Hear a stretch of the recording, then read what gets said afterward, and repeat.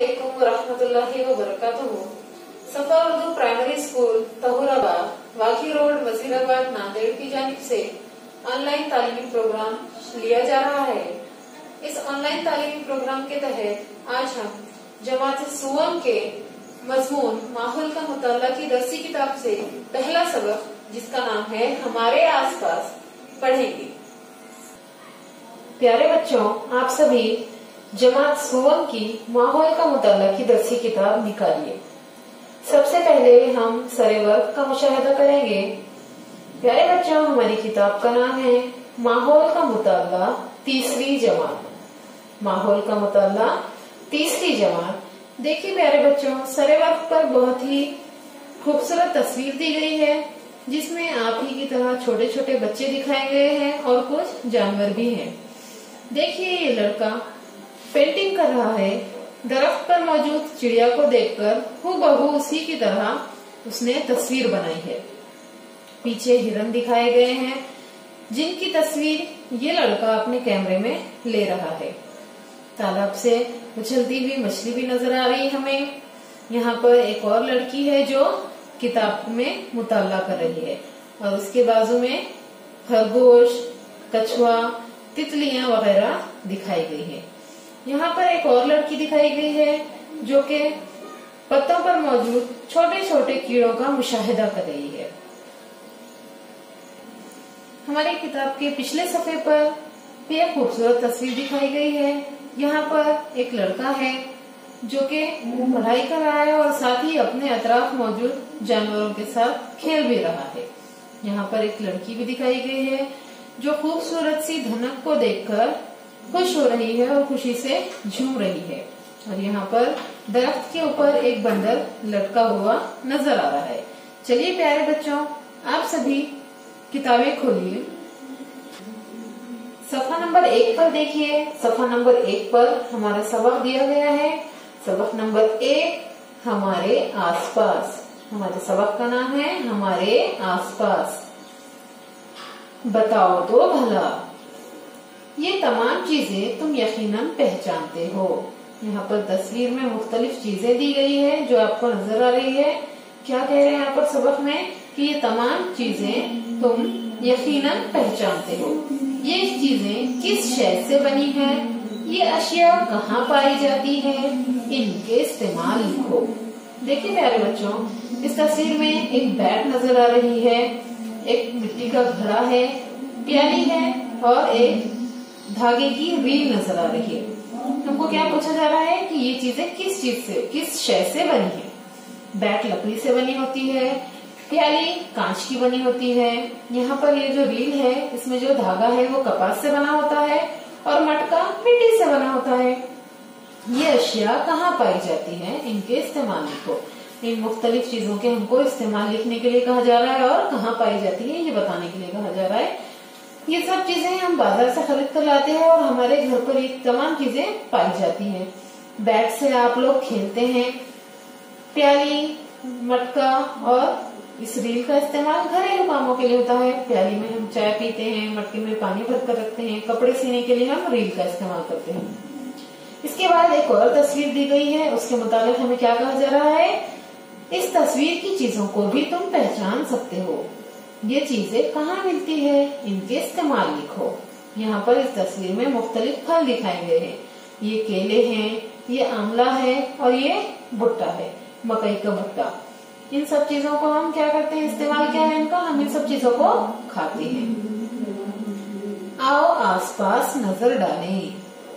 देखिए प्यारे बच्चों, यहाँ पर एक बहुत ही खूबसूरत तस्वीर दिखाई गई है, जिसमें दरख्त हैं, पौधे हैं, नदी, पत्थर, मुख्तलिफ जानवर, घर, इंसान वगैरह दिखाए गए हैं। हमारे आसपास अनगिनत अशिया मौजूद हैं। अनगिनत का मतलब होता है बेशुमार, इतने के जिन्हें हम गिन नहीं सकते। अनगिनत का मतलब है जिन्हें गिना ना जा सके, हम अशिया को अनगिनत कहते हैं। इन तमाम से मिलकर हमारा माहौल बनता है। क्या कह रहे हैं, हमारे आसपास अनगिनत अशिया मौजूद हैं, इन तमाम से मिलकर हमारा माहौल बनता है। इसमें मिट्टी, पत्थर, कंकर पाए जाते हैं। नदी, नाले, तालाब मौजूद हैं। हवा है, पहाड़ और टेकरियां हैं।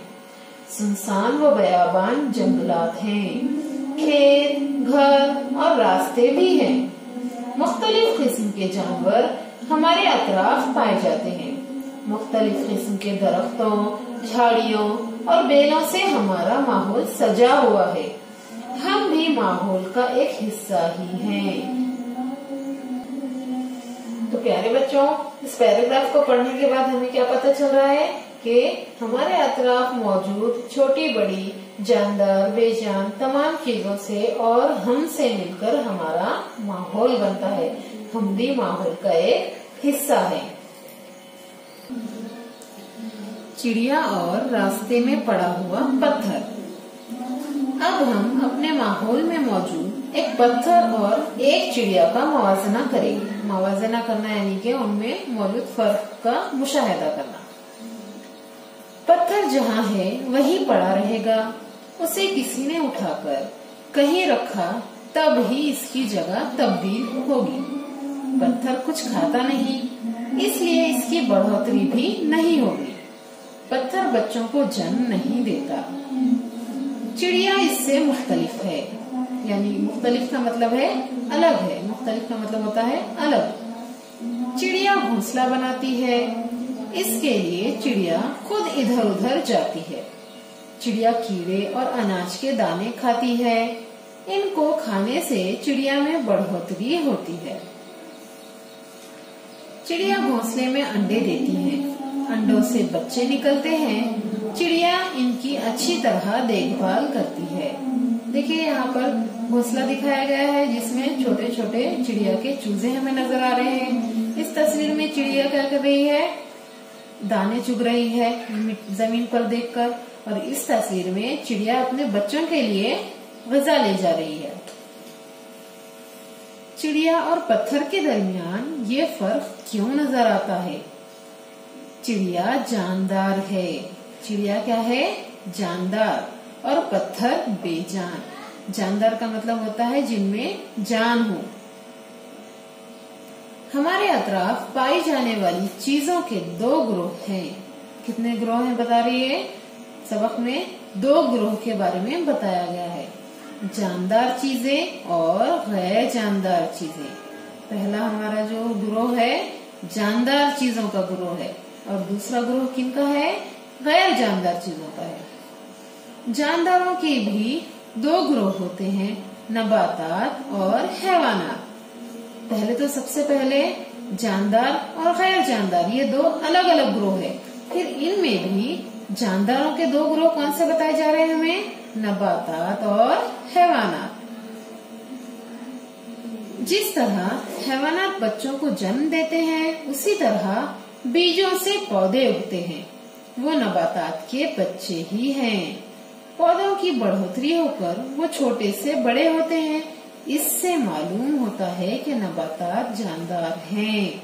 देखिए बच्चों, इंसानों के बारे में, जानवरों के बारे में हमको पता है कि हम लोग जानदार है। क्यों? क्योंकि हम हरकत करते हैं, हमारी नशोनुमा होती है। इंसान और जानवर दोनों ही बच्चों को जन्म देते हैं। लेकिन नबातात हमको हरकत करते हुए नजर आते हैं क्या? नहीं। जहाँ पर हमने बीज बोए बस वो वहीं पर खड़े रहते हैं। वहाँ से वो ना तो कहीं जाते हैं, ना तो खुद के लिए कुछ ग़िज़ा जमा करते हैं। वो एक जगह पर जहाँ पर मौजूद है वहीं पर रुके हुए रहते हैं। इसके बावजूद भी नबातात का शुमार जानदारों में होता है। ये कैसे मुमकिन है?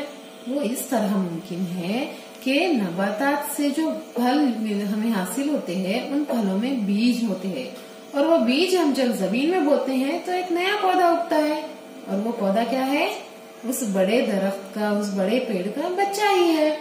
उसी की तरह नबातात को जब हम पानी देते हैं तो वो छोटे से बड़े भी होते हैं।